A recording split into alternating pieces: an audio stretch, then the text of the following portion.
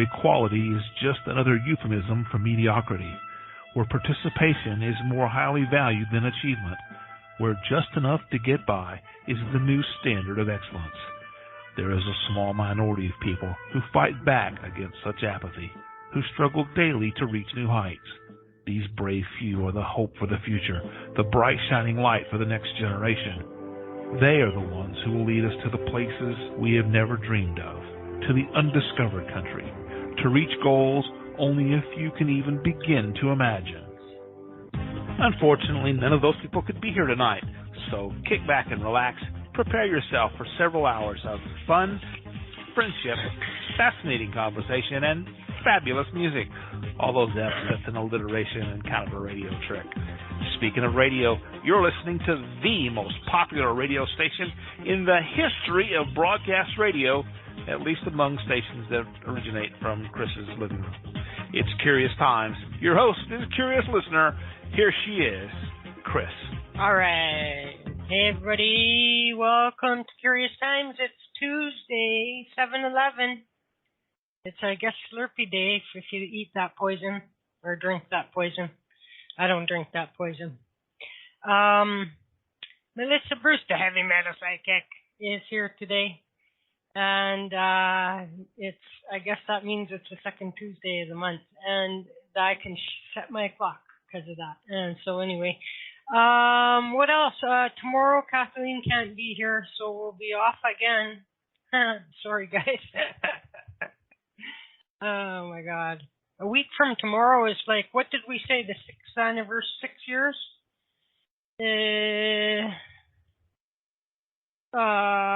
14, 15, 16, 17, about 6-year anniversary of the show, July 19th.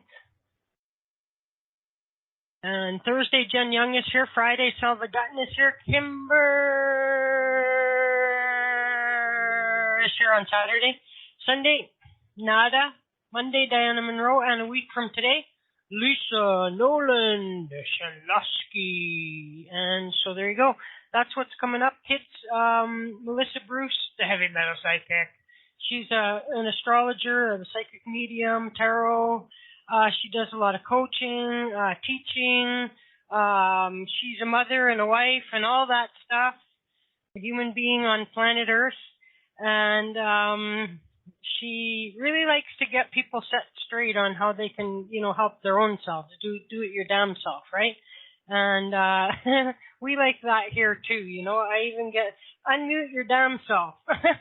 It's like so it's all like about just do it your damn self. And so anyway, you can find out more about Melissa. She also is the host of her own show on oh my God. I'm having a block. Oh my God, how could that? It never happened to me before. First of all, got her on heavymetalpsychic.com. I would have gotten it. heavymetalpsychic.com. And facebook.com, heavymetalpsychic. And she hosts her own radio show on Friday nights at 7 p.m. Eastern at paramaniaradio.com. Let's just go bring her on. Hey, Melissa, how you doing? Hey. It's so funny you mention teaching people how to do it their damn self, because that's really, I don't know about you guys, but this full moon this last weekend, whoo, let me tell you, it was a humdinger reminding me about doing some things my damn self.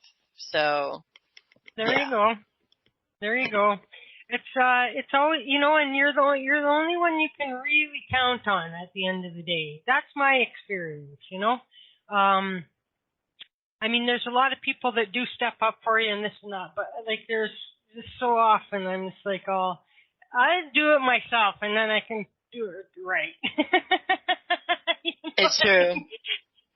It's true. That used to always one of my big lessons was, learning to delegate, because other people can do it. And so you should let them do it. But you gotta let them do what you know that they can do. And then, and you gotta let them do it in their own way too.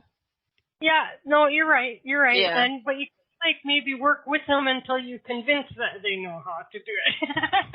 I understand that, but I have this Sagittarian person I know that some people in here will know. I know you know, and she and I have worked together for a really long time, and she had surgery about a year and a half ago, and she is, on the spot. And it's not just you have to take your dad to the doctor, but you have to pull up to the front and let him out, and then you have to park over in this spot over here, and then it's super detailed, right? And it's like, I've taken somebody to the doctor before, I've pushed a wheelchair before, like I'll figure it out, it's okay.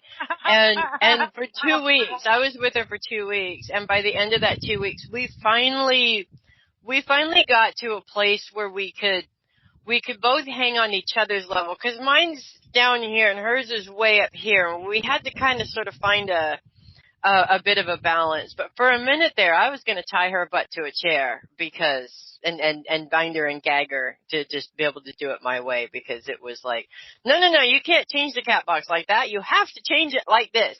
It doesn't matter. As long as it gets changed, it doesn't matter how I do it, kind of a thing. So. If the end result is, I'm very much an advocate, because when I get a new job, or I want to be able to do it my way too, and I always argue, if my end result equals the desired end result, why does it matter if I follow your ritual? You know what I mean? And right. And so I get that from both sides. I understand it. You know what I mean? Right. On the flip side, for me, I have another friend who, when there's a bunch of people and she comes over, she wants to help with the dishes, but she'll rinse them all off, she'll clean them all off, and she'll stack them up on the counter, and leave them for me so that I can put them in the dishwasher correctly, because I have a very specific way they go in there, and she taught me that I needed to let that go and just, let people do their thing, otherwise I was going to get stuck cleaning all the dishes myself all the time, because nobody would want to deal with me. So right, that's right. Right. I mean, there are some do's and don'ts about stacking a dishwasher, but otherwise, you know what I mean. There's always, but we kind of have our own things. You know what I mean? And it's like it's true. Yeah, it's true, but we can't. There's so many instances. I see this in marriages, and I know I've done it myself, where, we complain about how we have to do everything as women. We have to do everything, and, and then when they step up and they do it, if we tell them that they're doing it wrong and they're not doing it the right way. And what kind of motivation is going to give, our spouses and kids, anything to actually help us. It's just part of the reason why they're not stepping up and helping is because they're doing it wrong. So why bother doing it at all? Yeah. When I was a kid, my biggest pet peeve in the world, of course, my mother had these fingernails that were long as fucking, I said that, just really long fingernails. And, she should have had to register them as lethal weapons, Talons. They're not nails, they're talons. And they were real, you know what I mean? People always would ask her, are those, and she would that was her pride, you know what I mean? But anyway, so it'd be I'd have to be vacuuming, which sucked already, but she had to stand there, and she would bend over and flick at little pieces of lint that are there, and I have eyes. Get Just leave me alone to let me do my thing. Yeah, and that's how I am too. I don't want to do anything with anybody standing over me. Ever. Oh my God. Drives me crazy. Corinne DeWinter can't get into the show. Why? I don't understand. Was there a recent Flash update? I have no idea. Different browser. I don't know what to say to you, Corinne DeWinter. So anyway, that was the other thing about my mom that drove me, which was good, especially when we got a new vacuum cleaner, was if we got something new, then no one else was allowed to use it until she got bored with it. So all of a sudden, she would be doing the vacuuming because it was. But then she would soon tire of that and then get the slave second, me, to go do it. But that was always really funny too. And so anyway, how are we talking about this stuff? What's going on? What's new? Anything you want to share with us? Well, yeah, that full moon was a humdinger, I have to say, and I am feeling that some people are still feeling the effects of it. I do want to share a little something that's personal and nobody else cares but me, but my little baby just turned 15 years old yesterday. Oh, geez. And, yes, Wow. and he's the baby because he's the youngest, and I'm feeling quite old knowing that my youngest is 15 years old, but that's okay.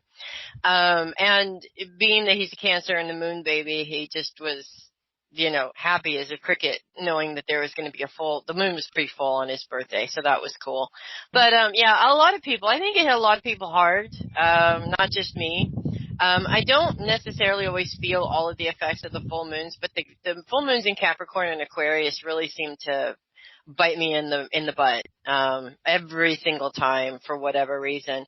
And this particular full moon in Capricorn was really all about doing it your damn self, and there was a lot of things that I had to kind of sort of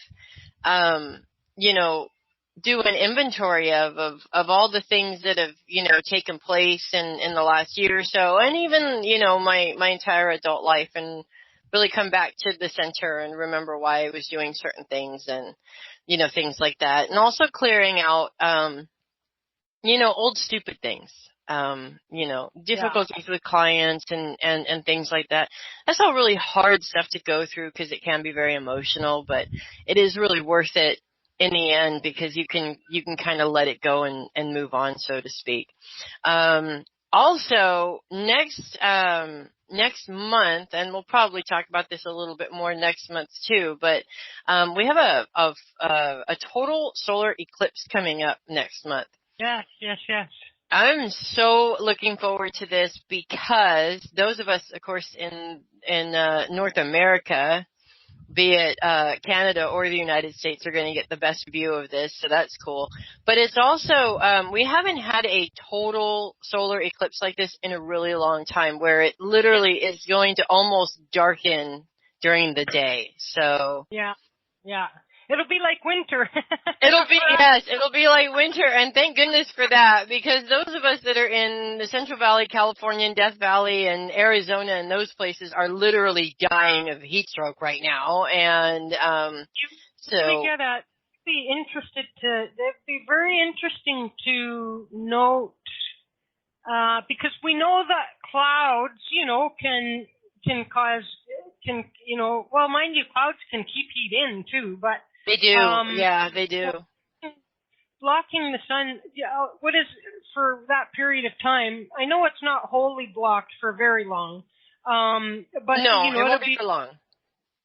So I would be very interested to know what effect it has on the temperature during that period of time. What time is it scheduled for your? What time is it scheduled?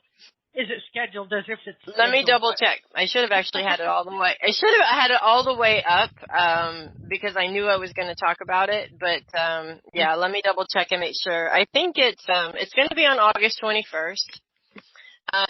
The sun will be in Leo at the time. Actually, pretty close to moving into Virgo, but it will be in Leo at the time. And we're looking at. Give me the time, not all this other stuff. Thank you very much. Next one won't be until 2024, just so y'all know. And actually, the last solar eclipse that we had, we couldn't see it up here in North America at all. It was visible in the southern hemispheres. So because Barbara DeLong brought this up, I think last time she was around, and just like. Probably for some people that are a little younger, I can't remember now if it's even in my lifetime. But if it is in my lifetime, it's very back to like the 60s, but could be as far back as the 50s, since a full solar eclipse was visible at least I'm in Alberta. You know what I mean? Mm-hmm. And so, of course, we're all differently located, and so where it could be visible to some, it might not to others. But I can't remember if it went back to the 50s, which would mean that in my lifetime it's never happened yet. or it happened in like the 60s, or something like that. In other words, it hasn't happened during my cognitive ability to remember it, Different Yeah. kinds of, there have been partial solar eclipses and this kind of thing like that. Full, like I could have sworn that I've witnessed one of these. And like they gave us the solar, like they gave us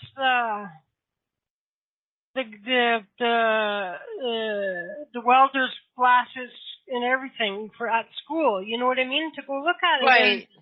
But they would do that for partials also. Yeah, but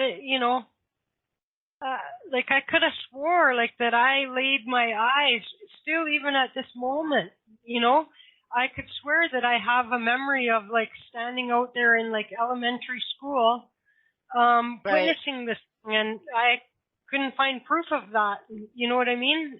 So we did have a partial eclipse a few years ago. It wasn't that long ago, but it was several years ago, and it was a partial. It did get pretty dark.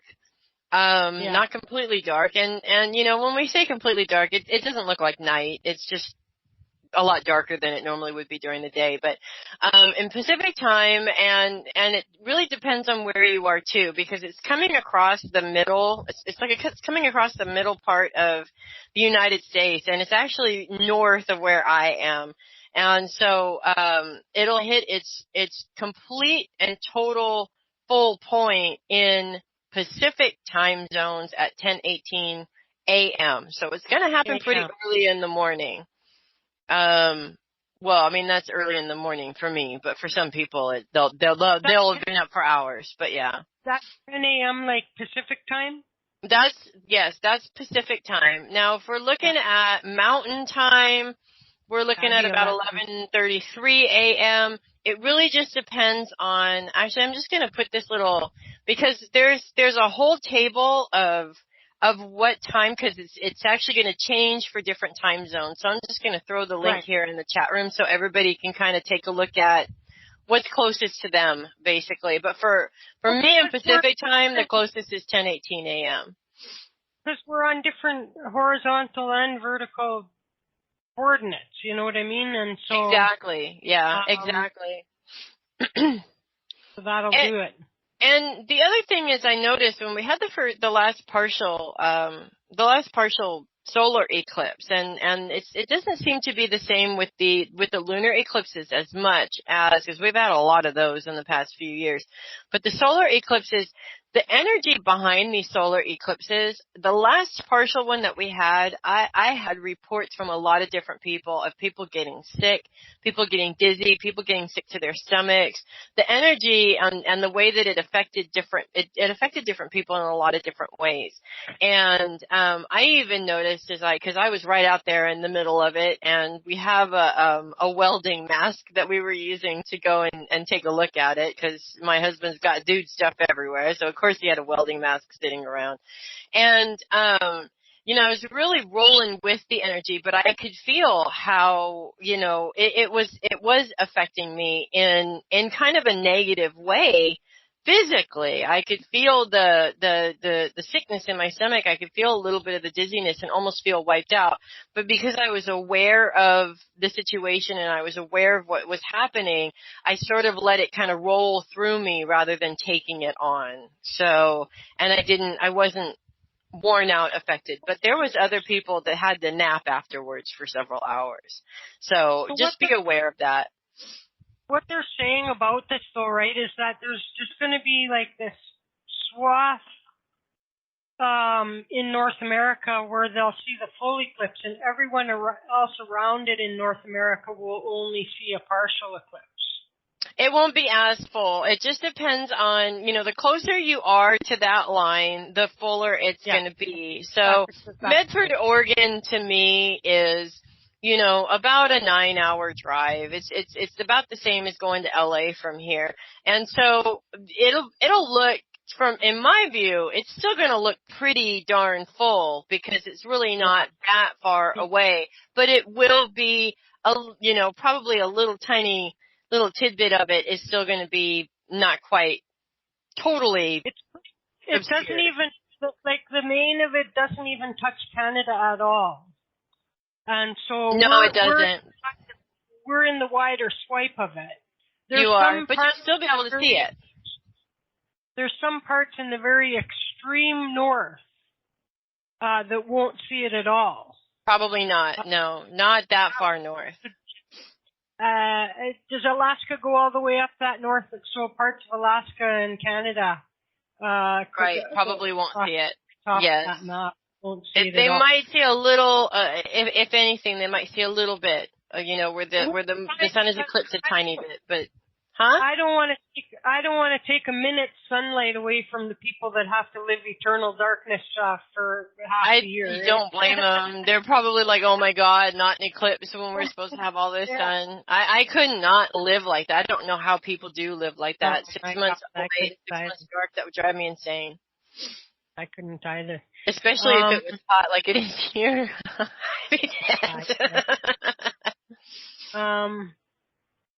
So Corrine tried Chrome.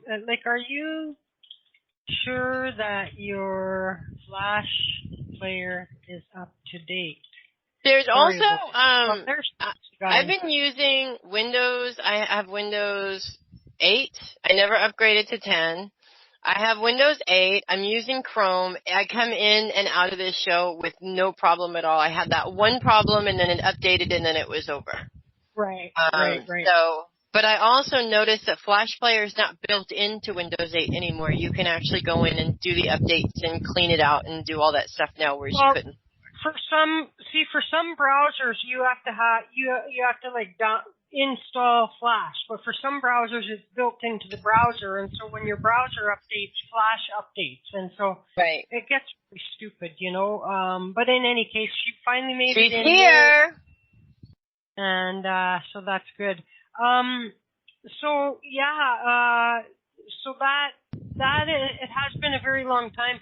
Now, is there any, what do astrologers, do they talk about, does this disrupt the energy of the planet in any way, or what energetic effect do you think that a solar eclipse has?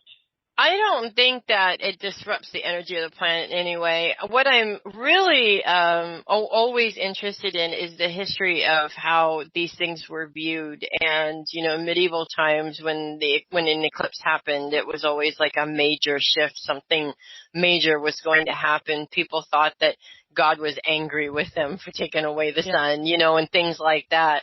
I do believe that when we have solar and lunar eclipses like this, that there are energy shifts that are taking place. And I've noticed that this lovely 1 year that we're in right now, and where most of the time when you talk about a 1 year being new beginnings and everybody gets all excited about these new beginnings, and then about halfway through the year, like myself, they realize, oh my God, these new beginnings are tough. It's really actually very difficult to start this new stuff, right?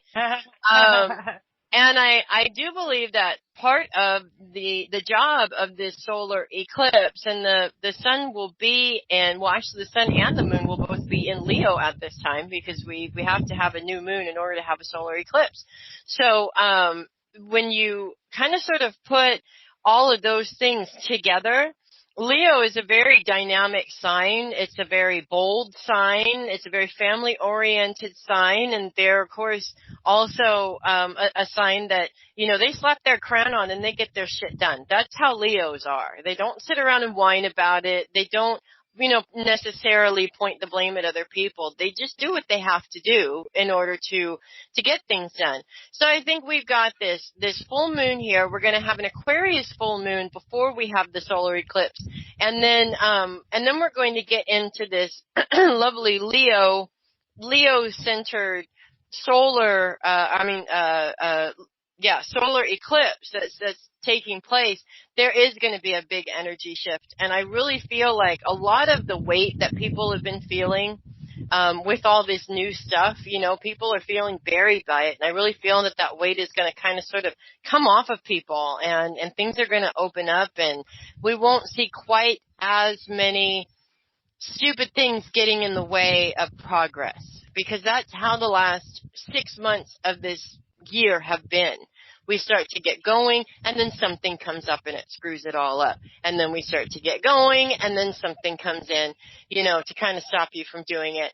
And it is just very frustrating to have to deal with that. But I do believe that, not that it's going to cause a miracle and there's going to be no more problems anymore, because we all know that that's not going to happen, but it will ease up. It will lighten up a little bit. Right. Yeah. Yeah. So anyway, that'll be good.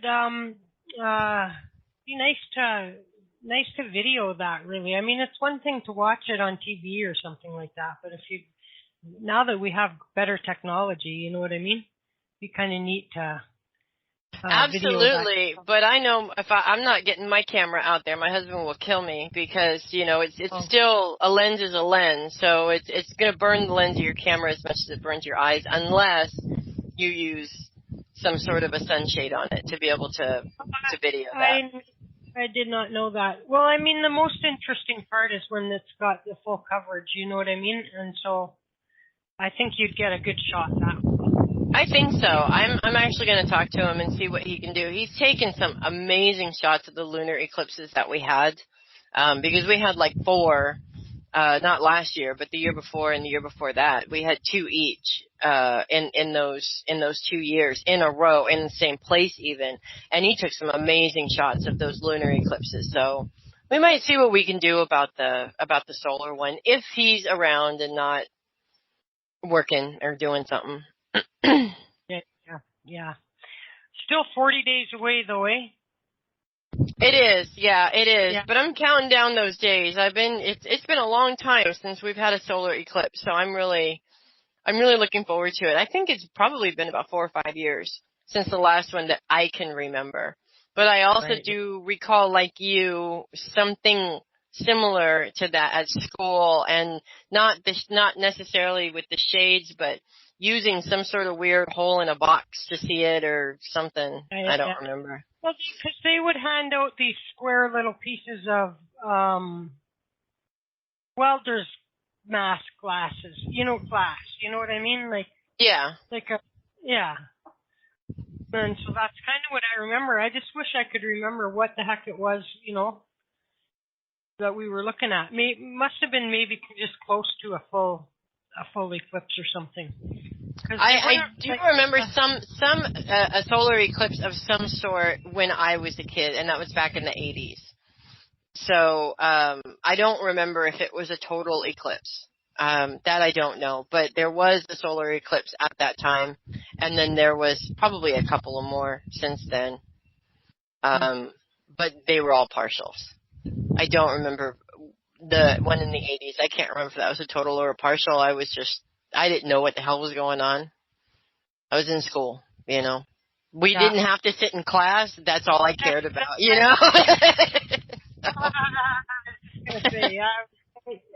And it was a nice day for us, you know what I mean? And it wasn't bad weather. And so, people are gonna I feel bad for anybody that's in a cloudy place, because they'll miss it, and it happens just so rarely. And that happens a lot of the time too, where we did miss a couple of actually one of the lunar eclipses. It was funny because it was cloudy that day. And we all went to a cousin's house, and her little boy was all excited about looking at the moon and everything. But it was overcast that day, and we thought, well, this is no fun for, a lunar eclipse that this little child has never, seen before, and we were looking forward to showing him. And we were able to see just enough of it, but then the clouds moved over it, and it literally looked like a Cheshire cat grin. And then as the clouds moved over, it slowly disappeared. And it was really kind of creepy, actually. But it was really cool that we did get to see it that way. But I kind of felt that was a bit ominous at the same time. Because it really did look like the Cheshire Cat grin in the movie disappearing, like it did. Yeah. So is there anything else of note astrologically do you want to fill us in on? The biggest thing that's going on astrologically now is there's been a square between Uranus and Pluto. everybody's favorite planet, Uranus, that's been going on and off for like the last 5 years, and it's finally broken up. I do believe it's broken up for good, but I don't want to quote myself on that yet because I really haven't looked.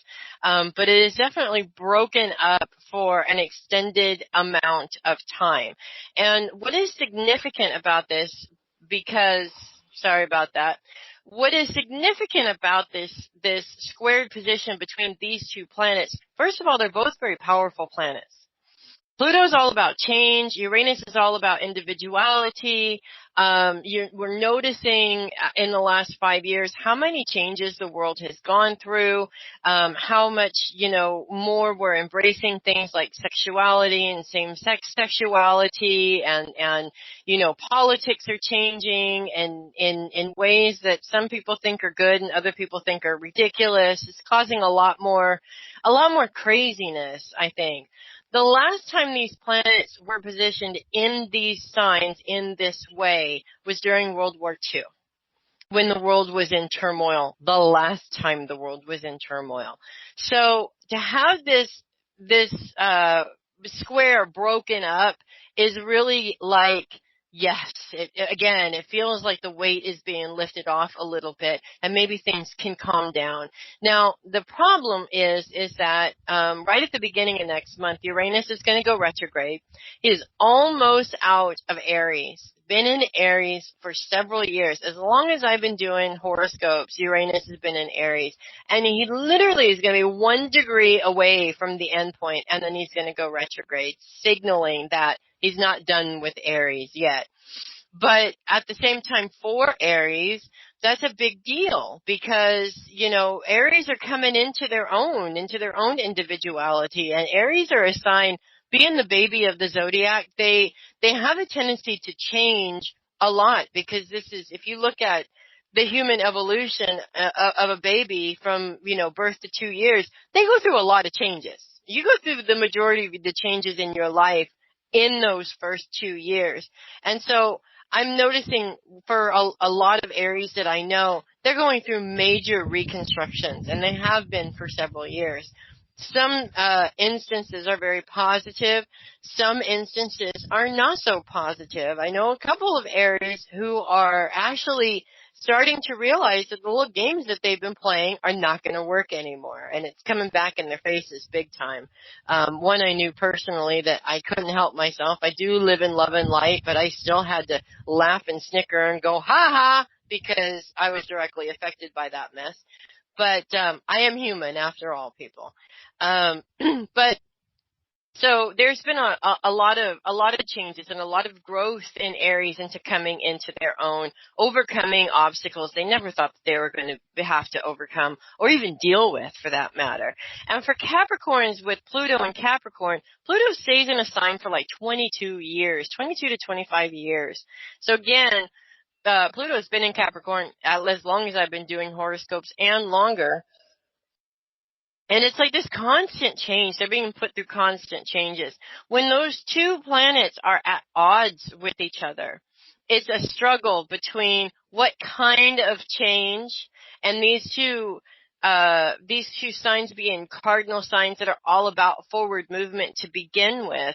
It's like the last 6 months for everybody. It's like you just start to get going and bam, an obstacle is placed in front of you and you got to figure out a way around it. You finally get around it, you start going and bam. They've been going through this for years. So these planets breaking up with each other is great for those signs, but it's even better for the rest of us, because it does mean that a very challenging time for us is starting to come to an end, and we can sort of move on from it. And God, are we ready to move on from this mess? I can't tell you that I know that part of the reason why everybody is offended all the time, why everybody's acting like big stinking babies all the time about everything, has a lot to do with this squared position. Because a lot of this is, I feel like we're going backwards in our evolution. We're not going forwards, we're going backwards. And in history, I've noticed, looking at the history of things and wars and people and how they lived, when people had a war, it was crunch time. They had to learn how to deal with rationing. They had to learn how to deal with saving their own skins when, when there was a problem or when the war would affect them directly, through bombings or whatever. And then the war would be over and everybody would be happy and they would be grateful. And then the next generations came in. They didn't have to live it. So they became ungrateful brats. This is what I'm seeing here that we're going through right now. The next generation coming in, and unfortunately this is my kids, although it's not my kids because I'll beat the tar out of them if they act like this. They're ungrateful. They feel like everything should be handed to them and they have bloody fits if they don't. I mean, I saw something on Facebook earlier. There was two things that I thought were absolutely ridiculous. One was that this teenage child, I can't remember if it was a boy or girl, decided that if one sex can identify themselves as a different sex, that's fine. She was going to identify herself as a cat because that's how she felt. And I thought, you're missing the whole flipping point. Everything that we've been fighting about all this time. Then there was there's two different couples, I think, one here and one in Canada, and their child was born, and they said that they didn't call the child a him or her because they wanted to let the child choose what identity they wanted. And I thought, again, you're missing the point, You're programming that child. When this was not about pre-programming in the first place. This is about people deciding what they wanted to. How about you just say it's a boy or a girl, and if they grow up and they want to be the opposite sex, that's fine. It's become ridiculous. The reality for them is that they're not choosing. Like, that's why, like, one of the best things to say to one of these very close-minded people is, like, when did you choose to be heterosexual? You know what I mean? When did you choose to be a man? When did you choose? And they go, I didn't. Exactly. And neither did they. Right. They're just are going with what it is. And so we can't try to get into whatever is in their framework, and it's about tolerance. And like, nobody else's activities are affecting me. I don't care what anybody else is doing. I mean, It kind of me out to see two bearded guys kissing, but that's okay. You know what I mean? It's not anything that's going to get me mad or right. I'm not going to beat them up or anything like that. In fact, I'm a minister. I will marry two guys kissing in beards. Yeah. I don't care. It's not hurting me. So like it's a guy with a beard, but so I have a thing with beards, maybe. I don't know. I kiss a guy with a beard every day, so I have a thing with beards too. It's just not the same thing. They can't handle it. But anyway, no, you're right. And people that do that starts to make a mockery of what the core issue is, and absolutely, that's kind of offensive in itself. But yeah, absolutely, I agree. Now I want to ask you guys in chat, and I see that Amy has her mic. There, and Corrine, is that you as the anonymous? Did you call in? I think that's Corrine, and then Brian. Now, if any of you guys are there for a reading, please let me know in the chat room so that I can do my time management and figure out, well, Carla, you have to call in, eh? Or else if you have a headset, then you click the upper left hand of your window. There's a little picture of a headset in the upper left hand of your window.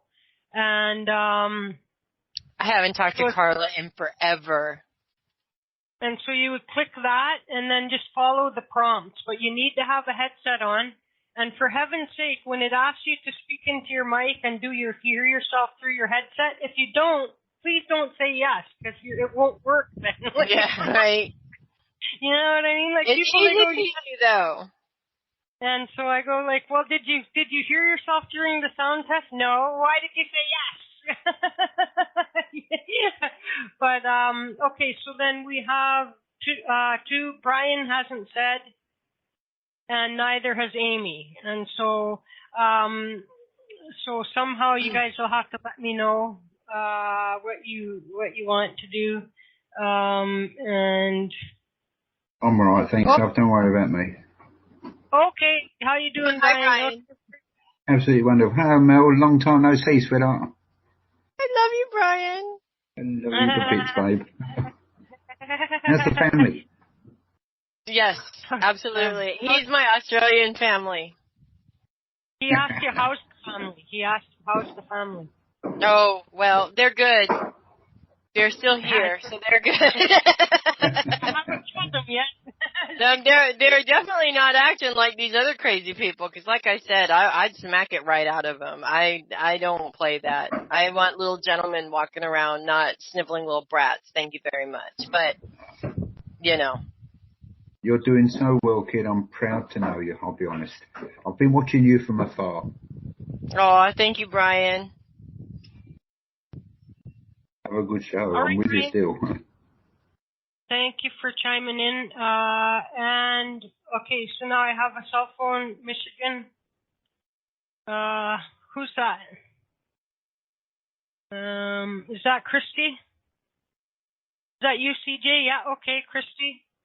And Corrine said yes. And then there's a phone call, Elmer. That might be Carla, I don't know. Elmer. Okay, gotcha. It's Carla. Very good, gotcha. So that's 3. Okay. This is Amy. This is Amy. Okay, I'll Amy. take Hi. Vaughn. Okay, and I'm Amy. going to unmute. I wanted to just say something real quick. Oh, sorry, I have you on speaker. I'm driving home from you know what you were talking about the this woman at work changed her gender. Sorry, I don't have my seatbelt on. I'm not in the mood to be restrained. Oh my gosh, no seatbelt, and you're on the phone while you're driving. If you were in California, that car would be impounded by now. I know, but I'm not. So this woman I work with, which gender was born a male, now a female. I guess a lot of people at work worked with her when she anyway. And she just did 23andMe, and they did this bit whatever. She got like the supersized one, and she got like her whole genetic thing. I don't know all the words, but it turned out that she would like what are like girls are X and boys are XY, or is it the other way? Whatever. She has right. the chromosomes, like whatever a female is, which I think is XX. She had that XX. So I don't know why. For one thing, I don't know why more people don't know about that. So that these people who think that it's some sort of like sexual perversion. Now, I don't know why it's not. I was shocked when she said that. It didn't even dawn on me that was possible. So I just thought that was interesting, and had to chime in on that. So it's like a real thing. People think it's just like some kind of it's about sex, and it's not. It's a real thing. Right. I agree with that, but there's a lot of people out there that are very closed-minded about it. And you know what? That's okay. If you want to be closed-minded about it, then stay at home and be closed-minded about it. That's my view on it. Yeah, I'm a little bit closed-minded about in like certain things. Like I think it's getting like blown out of proportion, and people are deciding like too young and things, and people are deciding like if I could have known that I could change my gender and blame all my problems, I would have gone and gotten a dick just to make my life easier. Myself, just because I hated myself, I hated who I was so much. If there could have been some quick fix like getting the penis, I would have jumped on it. But anyway, I don't want to hog the whole show, but I was fascinated by this woman when she got the test, and it was like in her genetic profile that she was born the wrong gender. Wow. So, I thought that was fascinating. Anyway, but if there's room, I'll take a reading, but now there's not going to be room because I babbled for too long. So No, there will be room. There will be room. We got lots of time. So that's good. So see you later. Okay, Amy, we got at least 4. And somebody just bumped their one button on their phone. Was that you? That wasn't you, Kimber, was it? You may as well just unmute Kimber and say hi to me so I can. She's not probably near her phone. Okay, well we'll have 4 that I know of, which is Corrine, Christy, not Christy who, Carla and Amy. And if there's anyone I'm missing, then you'll have to let me know, okay guys? Now, it's going to be, we can take a bit of a song break and then come back and start the readings then? I need some water, so yes. Okay, perfect. Okay, I'll mute you so that you can get a jump start on that. And there you go. And then I will find something to throw on. Let's see. Let me just see. That's a long song, though. Time passages. Let me think. Black Velvet. I'm going to play that. Nah.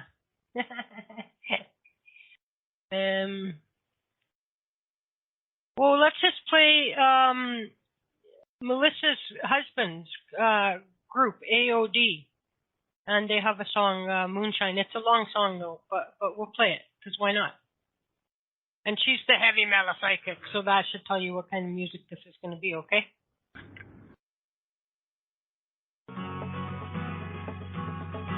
Are you looking for a place to meet like-minded people? Perhaps you're a light worker looking for a safe place to share your thoughts and services. We've got a place for you, intuitalks.com. Join for free, post updates, blogs, create and join groups via website or radio or class package. The possibilities are endless. Join the all-spiritual, all-under-one-roof network, www.intuitalks.com. All right, we're back. Welcome back. And so I'll do a quick shout-out, and then we'll get Melissa back on and start getting to business. And so Amish Comedian just jumped in, or I just noticed. Amy's there. Corrine is in here. Brian, Carla, and Christy Who, and Diane in Canada. And Marie, how are you? And Mary Margaret, I hope you're healing okay. And medium Renee Richards is there. Safe and sound back at home, I understand. And Shelby, hi Shelby, how are you? You're still supposed to get on the show one of these days, Shelby. And Kimber, and then Texas Pearl is there, but she ain't listening. So I don't know, she forgot that she came to the show or what the heck, but anyhow. And so we're talking, of course, with Melissa Bruce, the heavy metal psychic, who does her own show on Paramania Radio Friday nights at 7 p.m. Eastern, paramaniaradio.com. And you can find her website at www.heavymetalpsychic.com, heavymetalpsychic.com. And here she is. Okay, so we're back. We're back. We're back, and we're ready to rumble. Yes? We're ready to rumble. I just have to say, last time I heard that song, I cried because the band broke up back in November. So, but I didn't cry this time, so we're good. I did not know that. I did not know that. It was really bad, but that lead singer is a great singer, but he's a whore. So, you know. Oh, I hear you. Shit happens. Yeah. But I sent you a little picture there in the in Skype. The picture goes with the song. I did a photo shoot for them that was for the album cover that didn't actually happen, but the photo has a man drinking moonshine. He was a serial killer. That's what the song was all about. And there's a dead body, and that dead body would be me. So kind of interesting. I got to lay in a hole for 2 hours for these idiots, and they broke up anyway. So oh man, it's together, you know. Yeah. So yeah. All right. Well, there you go. Is he with another group now, or what? He went to Florida to go off and be with some girl, but it was one of those things. This happens in a lot of bands. There's a band member that slept with another band member's woman, not me, obviously, because I wouldn't have done that. And it just kind of, everything kind of blew up from there. And we can always replace the singer, but it hit everybody so hard because of the circumstances around it. And they had lied about it for a year that, it kind of took the wind out of everybody's sails. And there's one band member in particular that just, it's almost like it scared him into not wanting to do anything anymore. So they could get over it. They may not. Obviously, knocking their heads together isn't working because I've tried. So, it is what it is. It was brilliant and it was fun while it lasted. But, if it doesn't go on, it doesn't go on. We still have the recordings, and it was really nice to listen to that and not cry about it this time. So that's kind of cool. Yeah. Yeah. Well, that's good. I didn't know that it would have had that emotional effect on you, or I might have been more reluctant to play it. But that's okay. Anyway, so that's good. It didn't, and I'm glad. Yes, I'm really glad it didn't, because I really do want to listen to the music again. I just haven't been able to until tonight. See, so you cured me. Thank you very much. See, there must be a reason, like, I do things that I do without knowing why I do. That's right. Yeah, and, that's right. You might be a little bit psychic there, Chris. I know. Well, let's get going then, hey? Yes, and, I'm ready. I'm getting a little feedback, so let me think here. Maybe I'll turn my volume down a bit. Okay, let's see what happens. So let's go get Miss Corrine first. Do you have a fan going? It's the wind. Okay, no worries. Don't change a thing. Let's go get Corrine. We've been asking for this wind for about a week and a half now, so yeah. I'm not sure. Hey, Corrine, you're on. Corrine. Can you hear me? Oh, birthday twin! Can you hear me? Yes!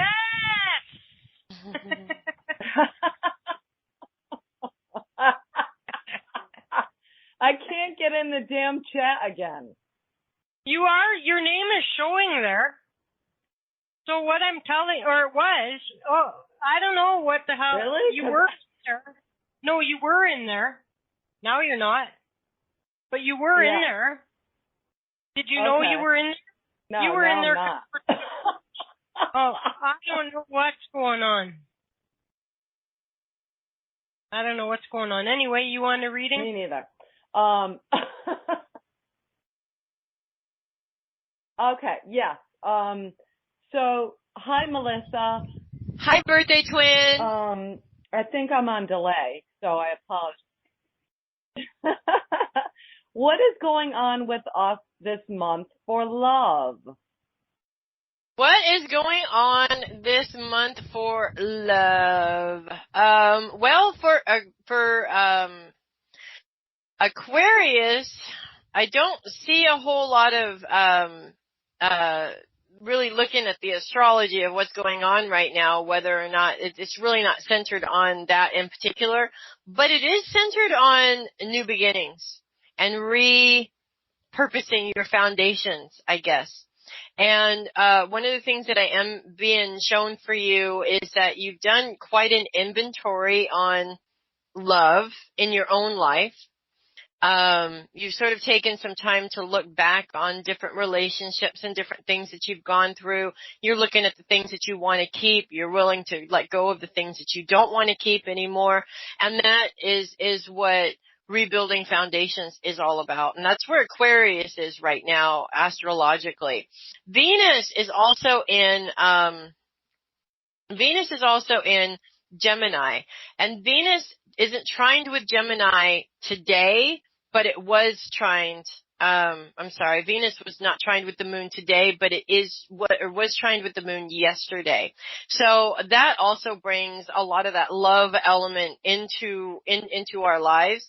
The full moon was not in Aquarius. It will be next month, and I'm not looking forward to it. I don't know about you, but I always hate it every year. But because of the fact that Venus is where it is and how it lines up with the moon when it is coming into Aquarius is actually opening up new and old love. And this is on multiple different levels. This is not just new and old love with old people, okay, or people that you've been in love with before. But this is new and old love within yourself.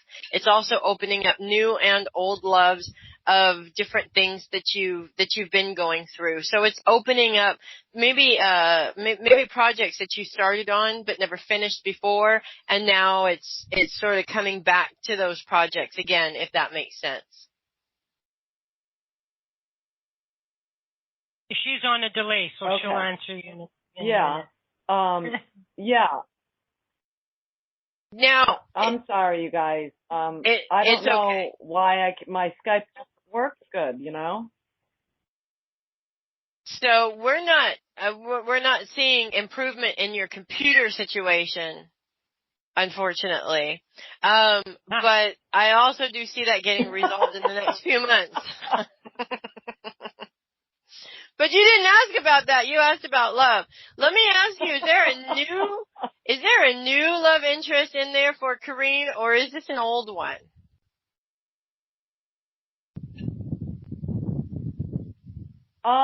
Well, I'm really trying to get over the old one since he told me that he's never going to be with me again. So, and you know, I guess I had to force him to say that because he wasn't going to say it until I absolutely forced him to say it. So, anyways, but Melissa, there is this other, but he's so young and I'm so old. I don't know. You're only as old as you feel. You're only as old as you feel. And Aquarius being where it is on the zodiac, we do get pretty old pretty fast. It does feel like that because when you look at the zodiac wheel in terms of human evolution, Aquarius is almost at the end. We're almost dead basically, which is not necessarily a fun thing to think about, but it's true. You need that youth inside of you. You need to spark that youthfulness inside of you. And Kareen, you're not old.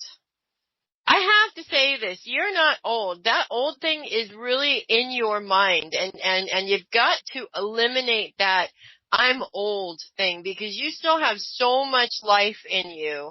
You still have so much energy in you. I know it doesn't seem like that every day, but you still have so much more to offer, not just yourself in a relationship, but the world. So you got to kick that old mentality just right on out that door. I'm literally being shown a boot and a doorway, and boom, the words "I'm old" are kicked right out the door. See, even Brian says you're not old, and Brian is very wise. Yeah, I know, but.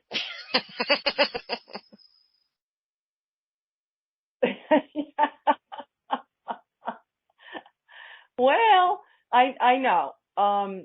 So, God. All right. So, Melissa, let me just cut to the chase here.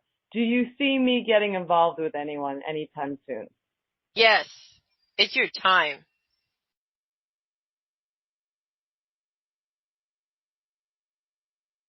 I'm also picking up. Okay. So, like soon? Yes, like very soon. Like it's already, the wheels are already in place. One of the things that I do have to tell you is that you really, let me put it this way. You've had a lot of issues in your past relationships. You've had a lot of letdowns in your past relationships. This is very difficult for Aquarians, especially Aquarian women, because we don't put our hearts on our sleeves very often. And when we do, we expect the other person that we're putting that heart on our sleeve for to respect that. And what I'm being shown for you is that you've had multiple different opportunities for people to disrespect that. So what I'm being told to tell you by this gentleman guide that's coming through for you, I have no idea who this is, but he looks like a rockin' cool dude, okay? And he's saying, don't be afraid to put your heart on your sleeve. And don't take it as a sign of weakness when you do, because that's another Aquarian trait that a lot of us go through, whether we're in relationships or not. I still go through that with my husband of 22 years, and it's still a fight or flight thing. because I feel like I've emotionally exposed myself, even though I've exposed myself 1,000 times already.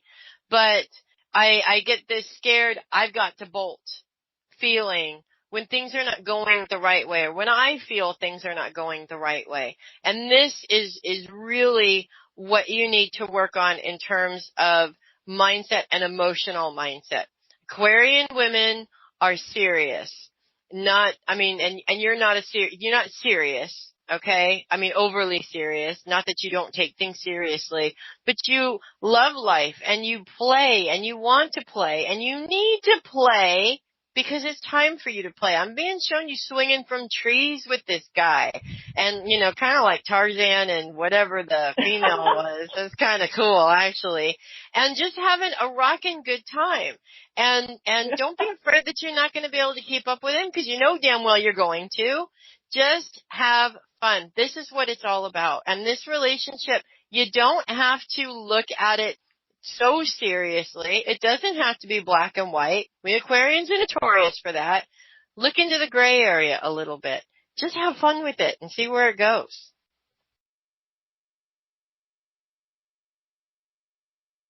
Okay. Yeah. Well, if I do get the opportunity, that's exactly what I would like to do.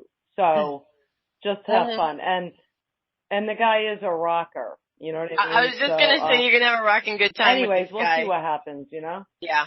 No, I see a lot of opportunities, a lot of fun, all kinds of wonderful things for you with this relationship.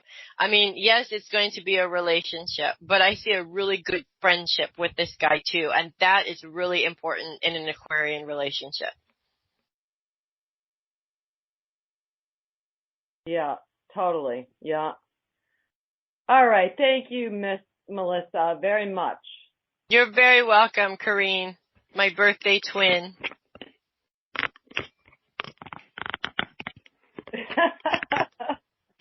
I'll talk to you later. Thanks, Chris. But listen, Corrine, and I won't wait for your response. I love that. I just say to you, like, when it's time for you to move forward with someone else, like, make sure that you're giving them all of you and not, like, leaving half of yourself behind, lingering with the last guy. You know what I mean? Be willing to give your whole heart. It's not fair to the other person if you're not, right? I agree. Yeah, I agree. Awesome. Good luck. I can hardly wait. Me too. Me too. Hey, sounds like you're caught up to us now. Yeah, finally, right? At the end now it figures, doesn't it? Okay, we'll park you, and let's go get. We're gonna go Christy and then Carla and then Amy, and so let's go Michigan. Hey, Michigan, how's it going? Pretty good. Can you hear me? I can. Yeah. I just love it when that happens, Chris. You just made my day. Hello, Melissa. Hi, Christy. How are you? I'm good. I have new teeth, too. Do you? Do you like my new teeth? I like yours better than mine. Let's just put it that way. Oh, well, you got to come out here to California and go to my dentist. He's the best. There you go. Yes. So do you have a specific question tonight, or just want to? I know that things have been a little murky with this last full moon and then the eclipse coming up. But things, like you said, have been pretty weird for the past 6 months. I mean, 1 step forward, 2 steps back. And I don't know if you can see anything. My birthday's 1/18/70. Capricorn. I'm a Capricorn. I don't know if it's going to be a little bit, the turbulence is getting a bit much. It's a bit much. I agree. I can't tell you how many times I've looked up to my guides and shook my hand and said, enough is enough. Okay, I'm done. I'm done with this, right? And I want to move on. And I'm an Aquarius, not a Capricorn. Capricorns have to have things done a certain way and scheduled out. And I think this has been the biggest problem for Capricorns is you really can't do that. It's sort of like up in the air and you're really having to do things on the fly. And I know Capricorns don't like to do that at all. That's more of an Aquarian thing. I do see things smoothing out though, because you do have, I'm being shown 3 separate projects or specific things that are going on in your life. One involves money or work. One involves a relationship. And there's a third one. I'm not sure exactly what that involves. It could be a major purchase or something like that. And it's these 3 things that seem to kind of sort of be part of the reason why things are getting murky. Does that make sense? Yep. Okay. So you're going to start to see as one by one things start to smooth themselves out. And this relationship, is this a love relationship or a relationship with another family member? But I almost think there's 2. It's actually another caregiver that's ready to go. Okay, I got you. Okay. So, yeah, and there's a couple of things. I think the relationship problem is going to sort itself out first. Then the work situation is going to sort itself out, and that's going to open the doors for this third situation to sort itself out.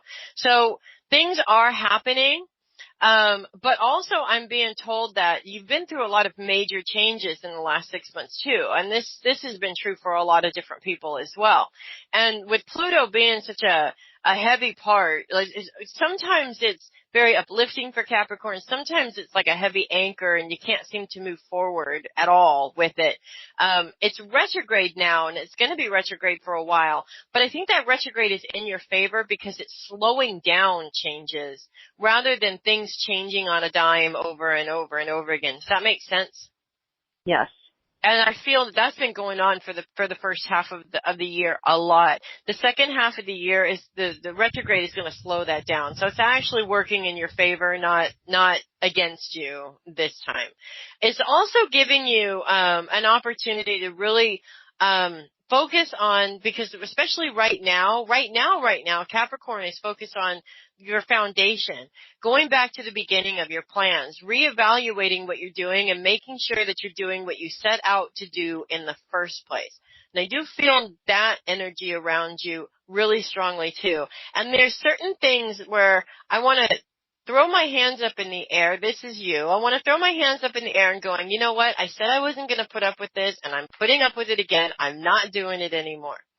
You have to really put your foot down on this because the truth is that people, I don't want to say people don't change, but in this situation, people don't change. So I hope that makes some sense to you or for you. It's kind of sort of like this person changes and starts to do better and then they go back into their old ways and you really can't count on them, and that's really the problem for Capricorns. If you say you're gonna do something, then damn it, you better follow through and do it. And you've trusted this person over and over again to do what they say, and they just are not cutting it. So nope. Put your foot down and I'm not saying let them go, but don't ask them anymore because you know, they're not going to do it. There's somebody else actually around you that will follow through with what they say they're going to do. Maybe lean towards them and actually feel that you are already doing that to a certain extent. Lean towards them and because they'll follow up with what they say that they're going to do, or they'll have a darn good reason why they can't, not some BS excuse like this other one. And oh my gosh. Okay. I also see movement for you. I don't know if you're planning a move or if you want to move. Does that make sense? Fantasizing. I would love to move. Okay. Well, let's just say stop fantasizing and start getting the ball rolling. The full moon was in Capricorn. And we all know that Capricorns don't think about or fantasize about, right? They do it. They say, okay, this is what I'm going to do, and damn it, here I am doing it. So get yourself on that path to getting things done. And one of the things that I went through during the full moon was I was reminded because I've been waiting for somebody to take care of certain things for months now, and obviously they haven't been taken care of yet. And I was reminded that every single time in my adult life I was in this situation, I waited and waited and waited until I couldn't wait anymore, and then I made things happen. And this is what you need to do. And I do feel that this isn't necessarily just a money issue in terms of your moving. This has to do with somebody else not wanting to take the initiative as well. So, yeah, it's time for you to get the ball rolling on that. That would be, the financing is just going to be a little bit sketchy, but I need to, for my own well-being, I mean, not be here by, next summer at this time. Right, exactly. And I want to tell you, I said that about where I live right now because I don't like it here. It's in the summertime, it's like living in hell, and I can't take it anymore. For my own sanity, I need to leave and go somewhere else. But I said that last year. By this time next year, I'm not going to be here. I'm not spending another summer here. And here I am spending another summer here. Again, I was waiting on somebody else to handle the finances and to make that happen, and it bit me in the butt, and here I am still sitting here. The finances are going to take care of themselves. They always do, right? But you got to open up your mind, and this is for Capricorns have a little bit of a difficulty because they are kind of pessimistic a little bit. At least they're known for being pessimistic a little bit, right? It's not about dreaming. It's about what you got to work with right now. You do have to open up to that, or open up that a little bit more and allow the finances to work themselves out, but also be aware of the opportunities so that you can make that move. Because you're right, you do need to make that move. This place that you're in is almost like I'm being shown quicksand sucking you in. And the more you get sucked in, the more you feel stuck there, and the more you feel like you're going to rot there, which I'm not saying you're going to, but that's the general feeling that I get. And you just, after everything that you've done for everybody else, you deserve to make this move. So I'm being told to tell you to get her done. In the wise words of what's that guy's name with the flannels that always cuts the arms off? Get her done. I can't remember his name. Oh, I don't know. He's a comedian. I know get her done. I've heard that saying. Yeah, he made it up. He's a comedian. The white collar comedy troupe. I can't remember what his name is right now. If my husband was here, he'd tell me in a heartbeat. But yeah, get her done is what it's all about. All right. Well, from your mouth to goddess ears, let's see it happen. Let's see it happen. I want to talk to you next year at this time, which I'll probably still be on the show because Chris ain't getting rid of me, even if she tried. And we'll be talking to you in your new house. All right. Sounds like a plan. Thank you. Thank you, Melissa. You're welcome. All right. Okay, you have a Chris, good night. Thank you. I would never, ever want to even think about not having you on my show. I know. It wasn't Jeff Dunham that said that. I can't remember for the life of me, and now I have to look because it's going to drive me crazy. It's right there on the tip of my tongue. And Larry the Cable Guy. It's Larry the Cable Guy. There you go. Straight from Larry the Cable Guy. There you go. Okay, well, let's go get Carla. Carla. There's Carla. Hi, Carla. Whoops. Hi, Carla. Hi, how are you ladies? Hi, Carla. Hi, Melissa. I've missed you. It's been like a year and a half, 2 years since I've talked to this woman. It's been a long time. So much has happened. I can imagine. I'm not going to ask you how your health issues are going. Well, I'm just going to ask you. That's why I'm not going to ask you.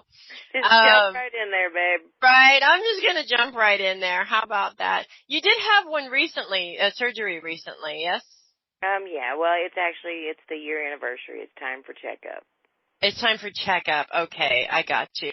So, there's a couple of things that I'm being shown with this particular scenario, with this last surgery. I do see that things are the only way that I can say it is they're holding steady. I do feel that this surgery is one of those surgeries that it's not a 100% cure, I guess. Right. It's more of a lengthening of time before there's a deterioration, if that makes sense. Yes. Okay, good, because I don't understand what the hell I'm talking about. I do see actually that things, when you go in and you get it looked at, things are going to be looking good. I also don't see another surgery for you for a couple of years.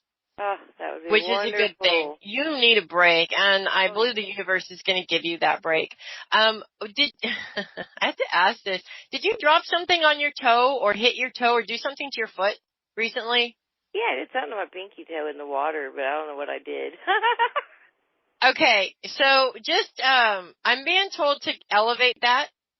Mm-hmm. Okay, it's almost like I hate that when you wrap your pinky toe around something. It's like, this is how it ends. It's the worst pain. Well, next to childbirth, of course. But yeah, I'm being told to elevate it, and not just for the injury of your foot, but you do need to put your feet up more. I am being shown it's not necessarily a circulatory issue, but you don't want it to become a circulatory issue. Does that make sense? Yes. Okay. Okay. I'm being told that you are doing better about taking care of you first. Yes. Although I know that's hard for a Leo. They're so family oriented. But you are doing better about taking care of you first. And less time giving all of your time to everybody else. Specifically not your kids, but other people around you. Okay? Yep. You've gotten rid of some very toxic, draining people in your life. Amen. Or walked away from those people, which is really good. I'm not going to pretend I don't know who that is, and I'm just going to leave that at that. And the rest of us don't need to know, basically, is what I'm not saying. I know what you mean. Yes, and okay. I'm also being shown a trip. Are you planning on going on a trip? Traveling? Yes, and I just got back from one. And okay, so you just got back from one, but you're planning on another one? Mm-hmm. Yeah. Okay. You went to the ocean. I think I saw a picture or something like that. Yeah, I did. I went back home to Florida. That's it. And you were on the beach, and you know what? You looked absolutely serene and happy in that picture too. Oh, I love that place. Yeah, it really balances you out. It really does. It does amazing things for your energy levels. And I said that, and I say there's healing in salt water, which I don't know if that's what it is, but I'm actually really contemplating moving back. But around the kids and school and so forth, one of those. Okay. Don't think about all the things that have to be done. Just set your intention and do it. Because you're right, salt water is healing. It's cleansing. I feel so much better there. Yeah, I agree. I'd rather be by the ocean than landlocked any day. And, when it got to be 108 out here a few weeks ago, somebody says, we'll come over here on by the lake where it's 115 where they are. And I'm like, she says, it's the same thing. And I said, no, it's not. It's not even close to being What do you mean the same thing? It's a lake, not the ocean. They're totally different. Right. This is, energy-wise, it is. It's very clearing and cleansing for you. You ground so much easier there than you do anywhere else. And don't worry about money opportunities there because there's plenty of them. In fact, I'm being shown you already looked into some of those already while you were there. Just So balancing things, looking at, expenses, the difference between where I am, what it would be there, that type of stuff. Oh, yeah. Yes, exactly. So, and you even put some feelers out. You've contacted some people or gotten numbers or talked to people here and there. Some of those feelers are going to come back with something good. So, don't think too much about all the particulars and all that mess. That'll just, cloud your head and make you crazy, and then you're not going to be able to make a decision. That's what happens with fixed signs, right? Oh, the kids are going to be fine, and they're going to enjoy the move. I know they're going to enjoy the move. I think my son for sure is craving it to be closer to his dad. Yes, absolutely. And your daughter, if she's not craving it yet, she'll get used to it. Yeah, because there's a lot of things for her. She's what? She won't like it at first. She has her first serious boyfriend. Oh man, first heartbreaks are the worst, and actually moving away from your first love is the worst. I understand that, and I totally sympathize. But on the other hand, she'll have another one. Exactly. You know, we always do, right? For sure. So you see, anything in my romance has been dead. I have not had any health or energy or time to even go there. My kids are telling me, "Get a life, Mom." What are you really are you really driving them that crazy, Carla? No kidding, right? They go from "I want you here, you can't go anywhere" to "Get out." Right. I do see that coming up for you, but I don't see it coming up for you right away. I think you need to settle things and figure out where you're going to go first. A relationship right now would just get in the way of that. But you're very pulled to that area in Florida. I think you're going to find that romance there, to be honest with you, or wherever you land is where you're going to find that romance. But it's not where you live right now. I can tell you that. You're not kidding. There ain't nothing in West Virginia. Yeah, right. I mean, I'm sure there's men out there, but yeah, no, I'm just, it's almost like, night and day. Well, no, it's almost like I'm being shown a place that has predominantly women, you know, and it's like the men, there's 3 women to every 1 man there, you know, and more than half of them are already taken by somebody else. It's too much. And not only that, but I don't think you want those men, you know. I know that you've seen some men here and there in that area, and they're just not what you're looking for anyways. This is true. Did you also come across, while you were down there in Florida, a psychic shop? Seems like I saw one when I was going down the road in Titusville.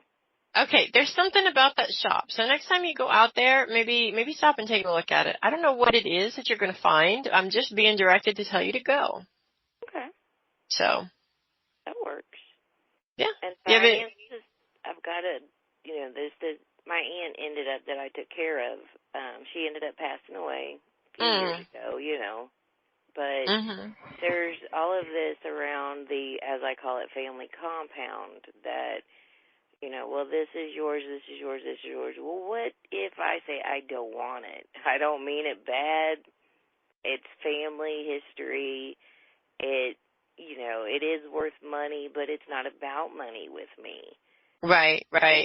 I'm like, do you have any clue how that might play out? Like, Papa will come through and tell me what to do. I would say, okay, wait. Okay, I'm being told to tell you to let it be what it is, and step out of the way of it. Does that make sense? Yep. It's gonna be what it's gonna with that situation. Finances are finances. Right. I know for most of us, you know, we have this sort of mentality of you got to work your butt off to get a little bit of money, or, you know, we just got to live and work to pay bills and not have any fun. I don't agree with that. I've had my financial struggles this year like everybody else. I still don't agree that it's the only part of life. Finances always work themselves out as long as you know, follow the clues to where you need to go to get, you know, the money going and stuff like that, or your financial situation taken care of. But I don't see any major financial struggles for you. That always works well. Oh, I love the surgery part. Thank you.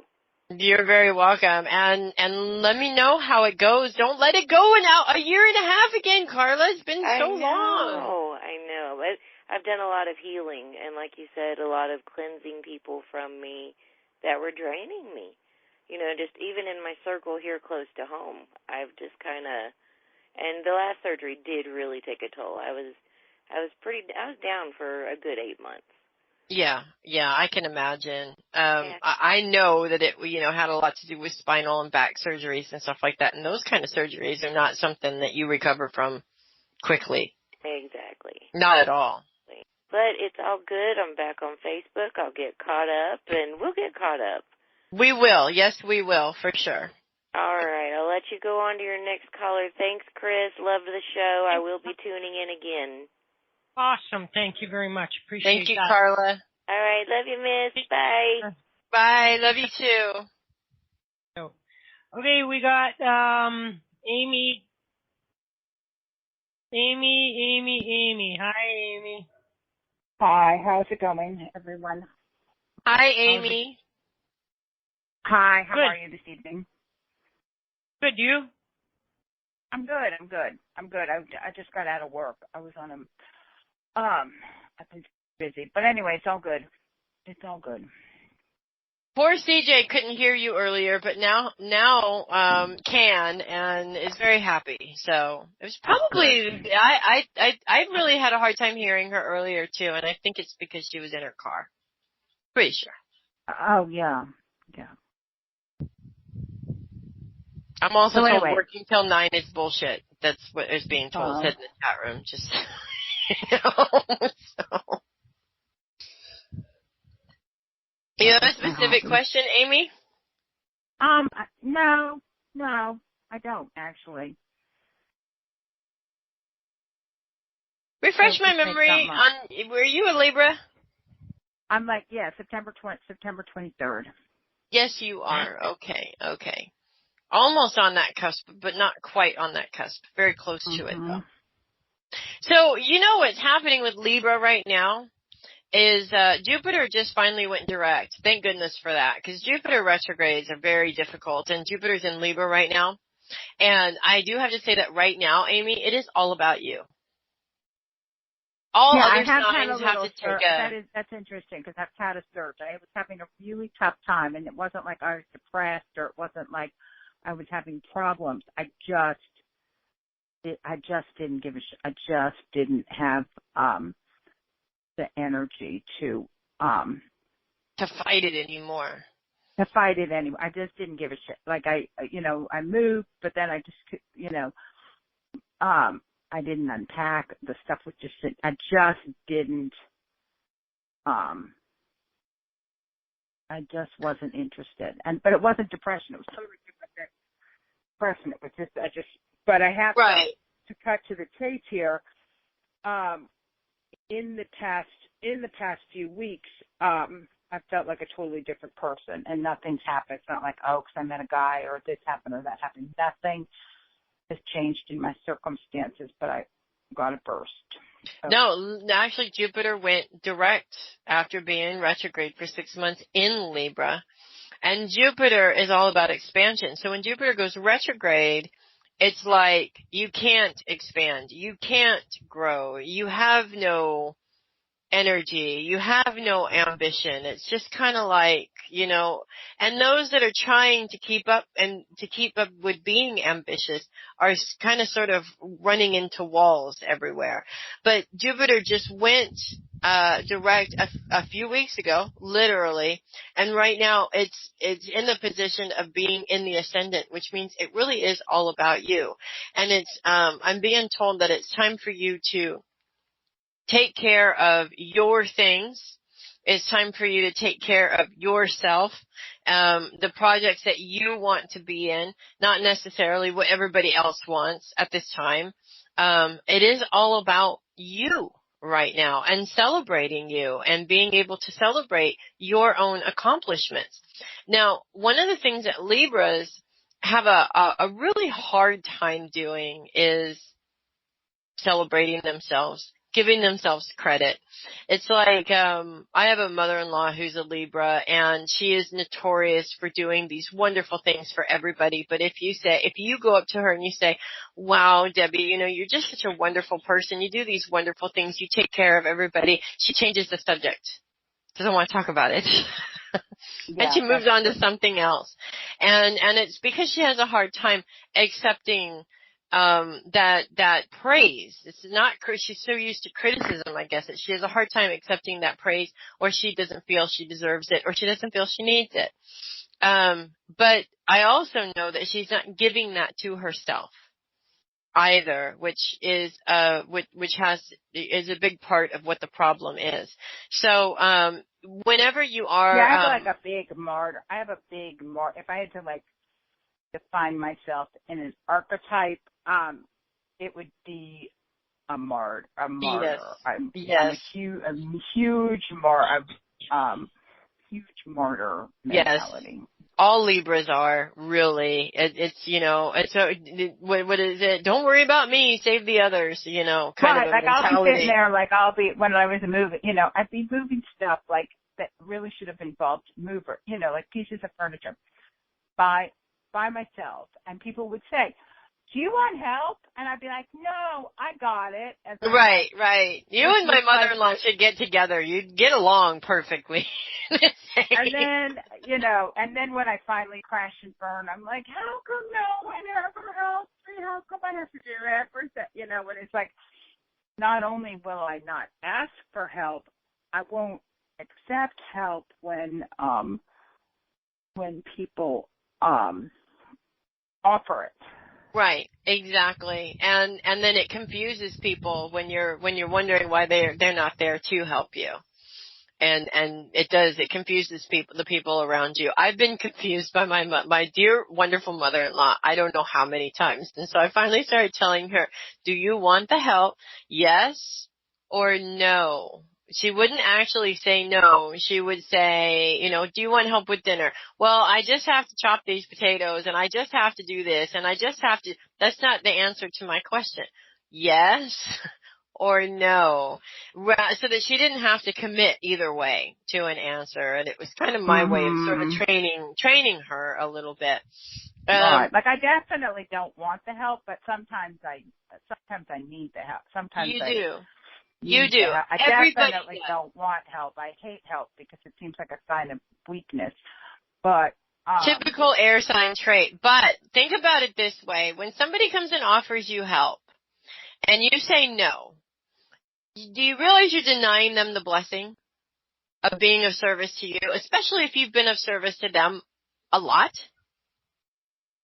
Think about that. No, I get what you're saying totally. As an Aquarian, a fellow airhead, that's what it took for me to realize that it wasn't just me that I was screwing over. It was everybody else around me, too. Yeah, you're throwing off the whole balance, like the whole universe, the whole thing of like fate, destiny, and whatever. You're throwing off that whole, the whole thing. It's not just you. You're throwing off the whole universe. I get that. Right. The whole balance. And that's what Libras are all about, right? It's all about balance. So yeah, you are throwing that off, and it's not a sign of weakness to need help. Everybody is human, and everybody needs help every now and then. And it's more of a sign of ego when you think about it to deny help than it is a weakness. So there's that. Now, I want to ask you about this. I'm being shown a young man around you, and this young man is giving you fits. I mean, really, I want to throttle this kid. Because it just seems... I know who you're talking about. Okay, and he comes to you often. He's always coming to you when he's got himself in trouble.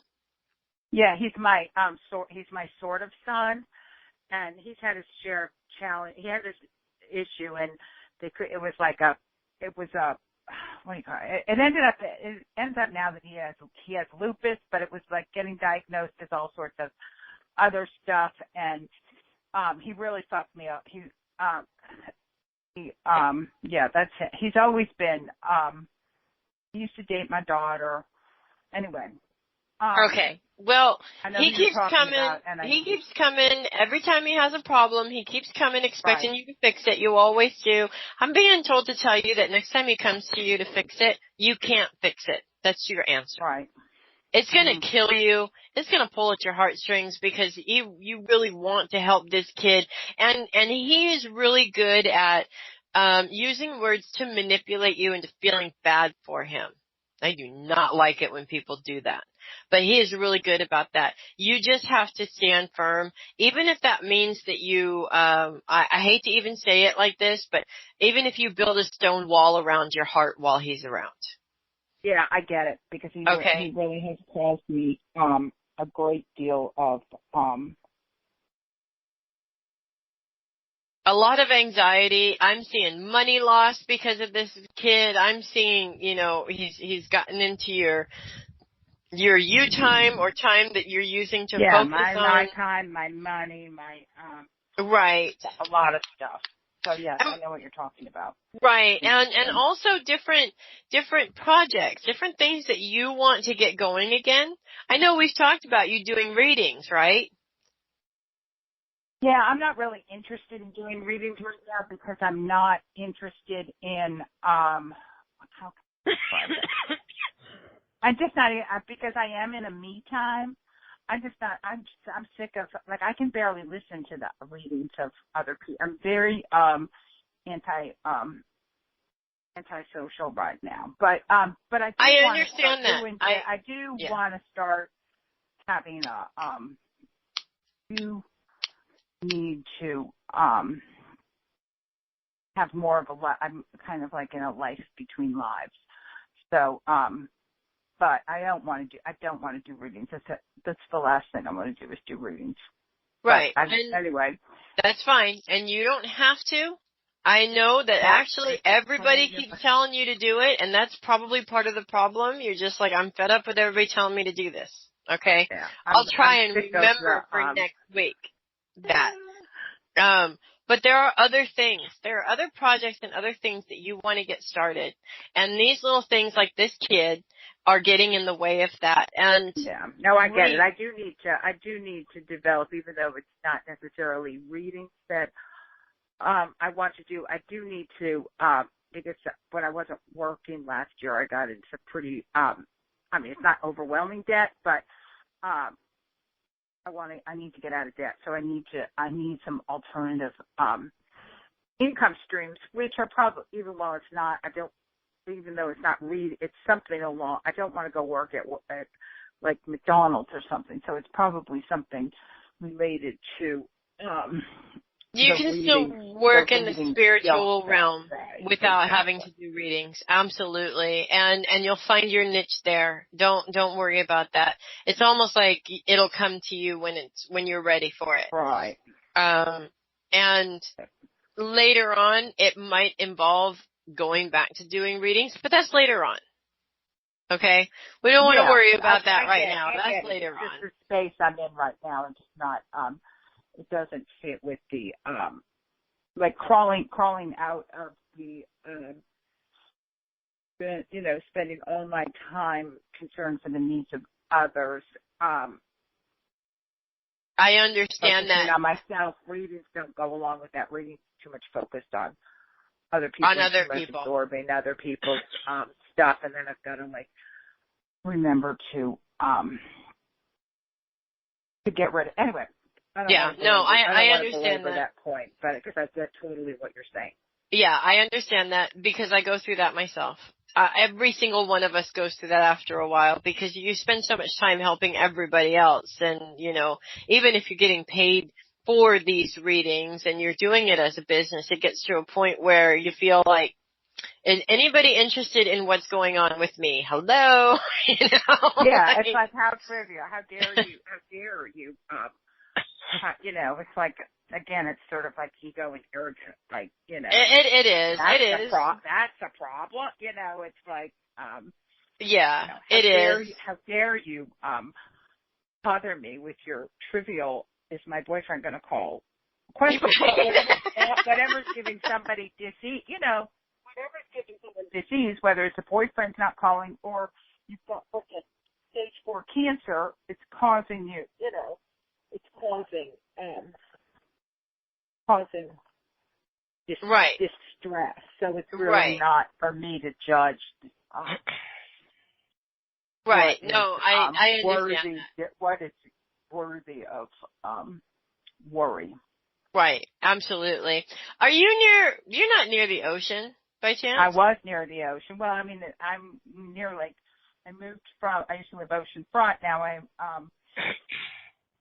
moved to Chicago. I'm kind of near One of the lakes. Near Lake Michigan, and I'm having. I mean, that's one of my. Sources of dis-ease is I don't have a connection to the water. Right. My only connection to the water is my bathtub because I don't even. Yeah, that's a problem. I understand that. It's a huge problem. It's a huge problem. Yeah. It's a huge, huge problem. And I mean, I love my job, and I'm glad that I made the move. And it's not once I get everything organized and situated, I mean, it's not impossible to get to the ocean, but the lack of water in my life is a huge source of. It's a big issue. I'm being told to tell you to look for meditation groups that meet by the water, by that lake. I know it might be a drive, and if there aren't any, to start some. That might be your way of bringing in that extra income and still being in the spiritual realm, but without actually having to do readings. Does that make sense? Yeah, because I have a whole list of places, because there's a whole list of places that, to go either between meetups and metaphysical stores and things like that. And it's funny because there's one like a crystal store. It's right across the street from my apartment, and I'll be damned if I haven't even walked in there yet. It's like, I don't want to, I get around you that it's almost like I'm afraid if I walk in, they're going to suck me in and make me work. Exactly. Like I don't have it right. Exactly. It's like I'm not walking in there because I don't have any friend opening. I don't want to start a conversation and end up being friends with that person. I didn't go to the other metaphysical store. I find these meetups and then I don't go. It's like dragging my feet, and part of it is that retrograde thing, so I'm getting a little more interactive, but you hit the nail on the head there as well. Right. You don't have to. You have control over what you tell these people because they know nothing. I mean, they might be psychic and mediums, and they may be able to pick up on it. Of course, I mean, obviously, if they're good, they're going to pick up on it. But you still have the say in whether or not you're gonna work there or not. It may be nothing more than working there on the weekend selling stones or something like that. It's an additional income that's in that realm. But I do need additional income, and it would kill two birds with one stone because if I got a job that would force me into like my interaction with humans right now is at my job, that's like forced interaction. Right. But then I make a point of not having any further interaction with humans, like on the weekends. Well, and I understand that, but I also understand where that comes from. And have you been grounding and bubbling? Yes. Okay. Especially when you're at work and you're around people. Yes. Okay, good. Because that's part of it. You spoke of absorbing other people's energy. Now, when I do readings, regardless of whether they're face to face or over the internet, because I'm grounded and bubbled, I don't absorb anybody's energy. It's they keep their energy and I keep mine, and that's how that works for me. I don't want to absorb in situations energy. like that, which is why the interaction that I have is fine, but it's like when I just go out and about, or socialize or, bring. You want to ground and bubble, then you don't, then I don't necessarily, ground and bubble, and then I get, Yeah, make sure you do that. I ground and bubble anytime I leave this house, anytime I'm working, anytime I'm socializing, even when my husband comes home, I put that bubble up because you never know what kind of crap he's going to bring home. And I really don't want to take it on. I've been there, done that. I always tell people I live in my little love bubble because I prefer to keep my energy contained to me and to keep you out of it and to keep you out of my bubble.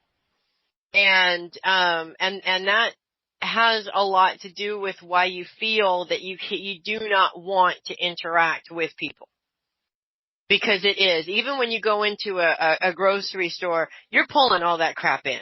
Yep, exactly. And because you are as open as you are, you're pulling it in a lot more than just any regular person who's never done any of this before. So you do want to be aware of that and use that grounding and bubbling a lot more. And also when you go into these stores, make sure you ground and bubble. That way you're not spraying that energy everywhere so everybody can pick up on it.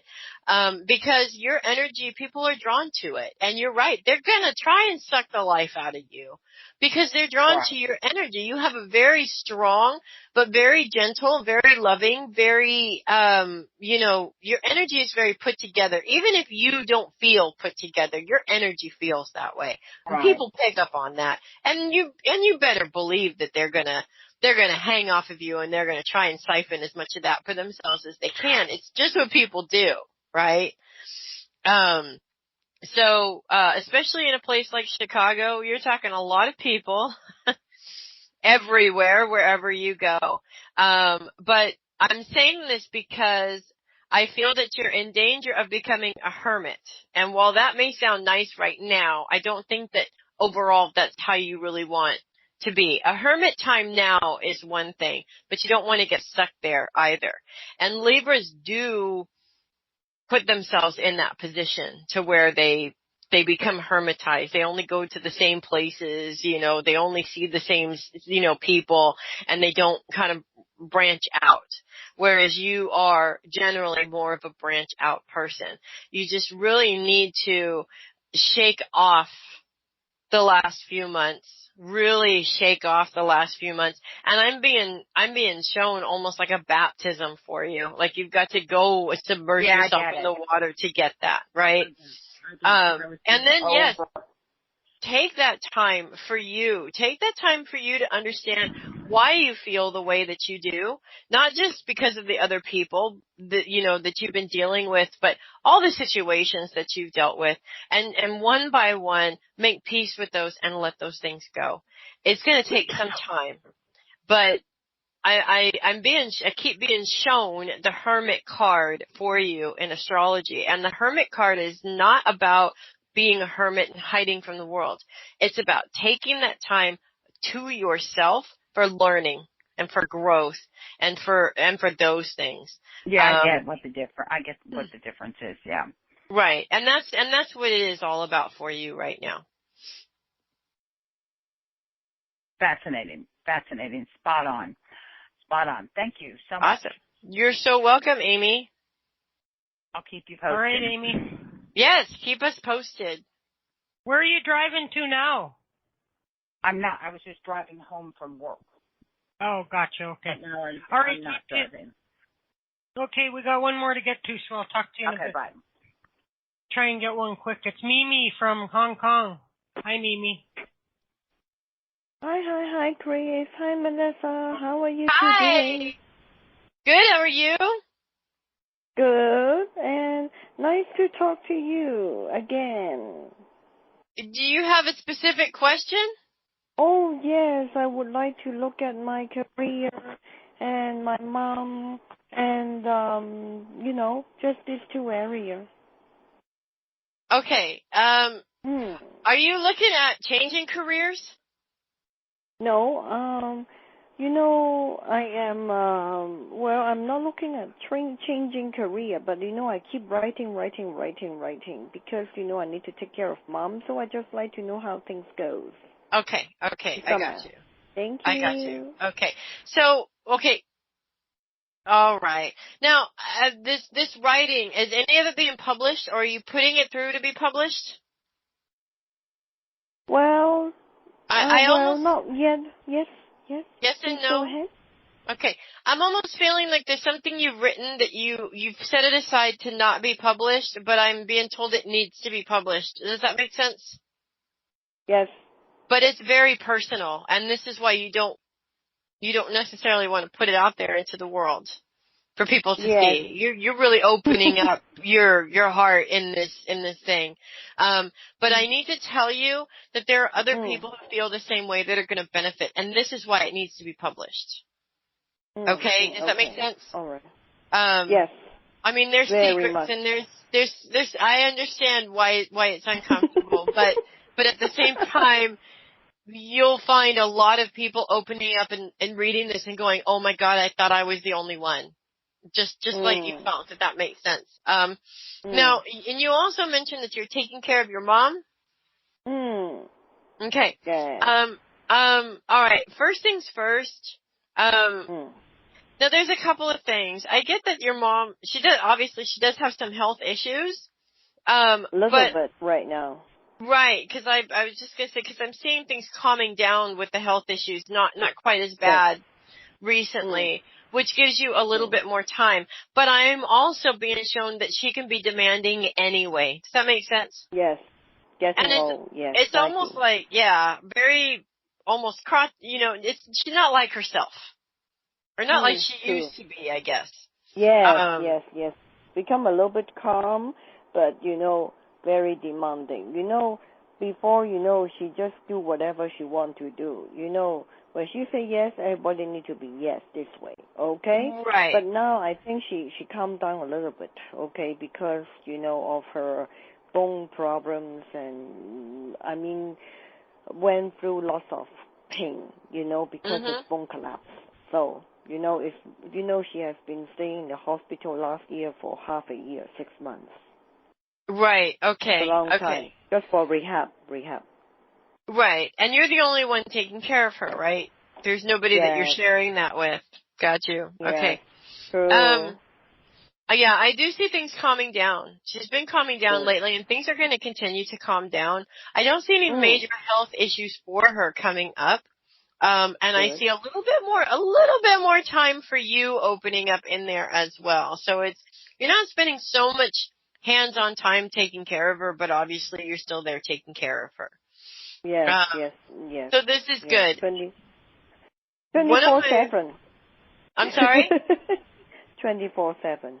It is. And I was just going to say, one of my big concerns is it doesn't leave very much time for you to do things that you want to do. You've got the writing and you're writing, and that's great, but the writing is an outlet for your feelings and your emotions, but it's also kind of work to a certain extent, and so you need something that's not work. It's not of the norm, like, more opportunities to get out and see the world, even if it's just a little bit. That time is going to come for you where you're going to have that freedom eventually to be able to do whatever you want to do. But in the meantime, I'm being told to tell you that local places, being out with people is really important to you. And this is really lacking for you right now. Yes. Oh, Melissa, you're really good. Thank you. Thank you. I'm not saying that, you need to hire somebody to come in and take care of her, but even if we have a helper. You have a helper. Okay. Yeah, so, just to call and do general thing. But, she doesn't like the helper to help her. She wants me to help her.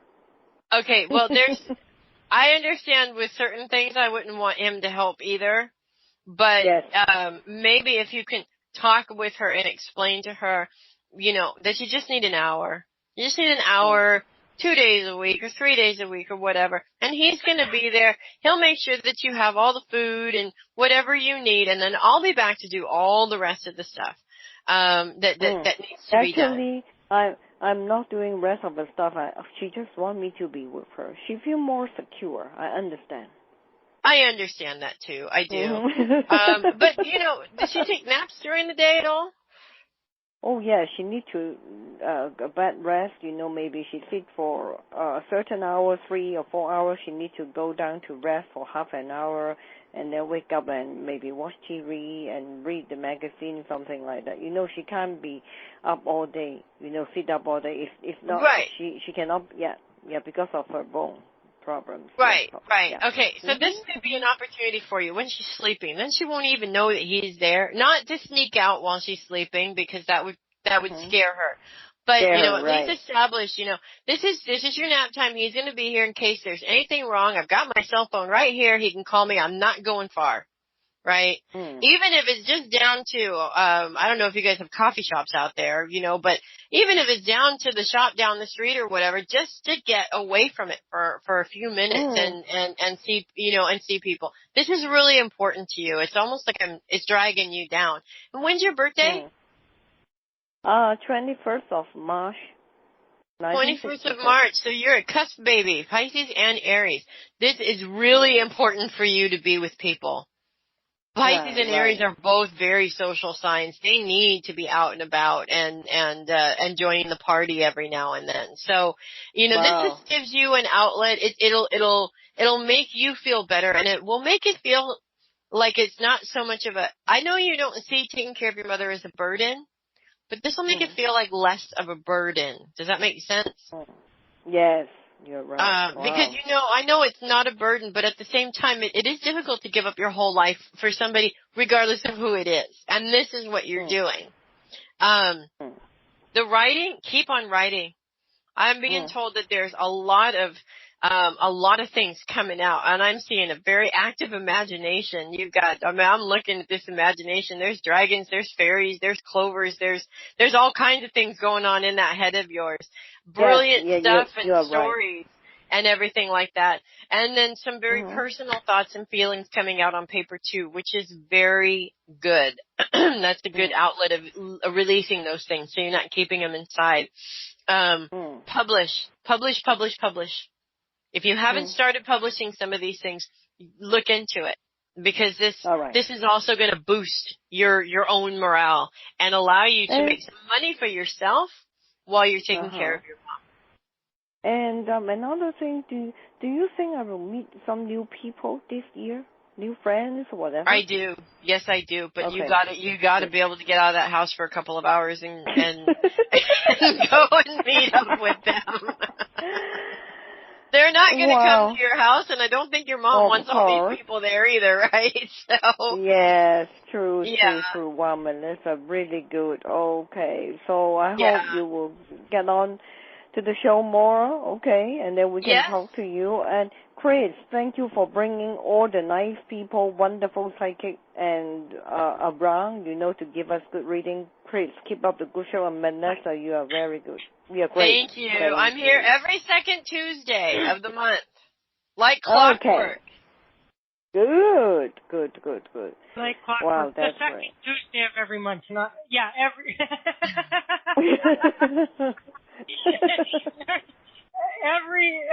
every second. See, when you say every second Tuesday of the month, then it's like they think you're here 2 Tuesdays. Oh, okay, the second Tuesday of every month. The second Tuesday of every month. Okay, right. We'll switch the words in the order that you say them mean something entirely different. Okay, so Mimi, you take it easy, okay? Okay, take care. Love you all. I love you. Take care. All right, so there you go. Another hard night's work done. And it always goes so quickly. I can't ever believe it's 2 hours, because it never feels like 2 hours to me at all. I know, right? And so time flies when you're having fun. And so by the time you come again next time, we'll still be We'll still be pre-eclipse. Yes. Yeah. We Donald will. Blackbox. Dan! Finally the boys showed up. They must have just staggered in from the bar or something. I'm just kidding. And I know Donald didn't, you know what I mean? And staggered in from the coffee shop or something. That's right. But, it was very strong coffee tonight. Friday night, 7 p.m. Eastern, paramaniaradio.com. Catch Melissa Bruce, the heavy metal psychic. That's right. And go to my Facebook page, Heavy Metal Psychic on Facebook. I am doing reading sessions almost every week now through Facebook Messenger. So go and give the page a like and check and look for that event. There's one coming up this Thursday, as a matter of fact. So, and you got 2 mediums, not just me. There's another one too. Oh, 2 mediums. Excellent. All right then, Melissa. So until the next time, you keep well, and we'll see you then. Yep. Thank you. See you guys later. Thanks. Easy. Peace out. Peace out. There goes the heavy metal psychic. So are we done, you guys, or you want to come and do an overtime? Here's what I'm going to do, though, properly this time, because once I open your guys' mics, I never get a chance to end the show properly. So thank you, everybody who's listening live, and also our archive listeners. We appreciate you very much. And tomorrow we don't have Kathleen Moore, so we'll see you back here on Thursday with Jen Young. And it's been a long time since Jen's been here, so I'll be looking forward to talking to her very much. And so thanks, everybody, and you take it easy.